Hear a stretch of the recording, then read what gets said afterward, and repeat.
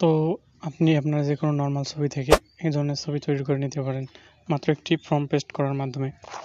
তো বর্তমান সময়ে মানুষ এআই দিয়ে অনেক সুন্দরভাবে ছবি জেনারেট করে নিতে পারে। তো আপনি খুব সহজে নিতে পারবেন। তো এর জন্য বেশি কিছু না, প্রথমে আপনারা প্লে স্টোর থেকে এই জেমিনি অ্যাপটিকে ডাউনলোড করে নেবেন। তো আমার ডাউনলোড করা আছে, আপনারা প্লে স্টোরে অ্যাভেলেবেল পেয়ে যাবেন।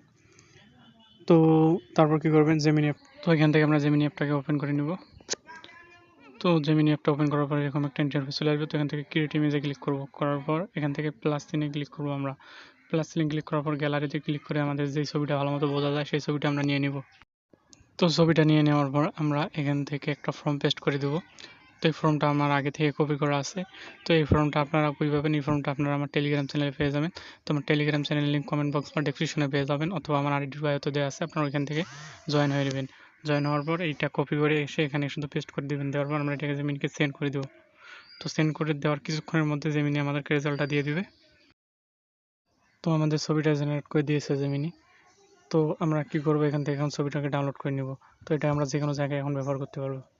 তো এই ধরনের ছোটখাটো ট্রিক্স পেতে আমার চ্যানেলটিকে সাবস্ক্রাইব, এবং যারা ফেসবুক থেকে দেখতেছেন তারা অবশ্যই চ্যানেলটিকে ফলো করে রাখবেন পরবর্তী ভিডিও পাওয়ার জন্য।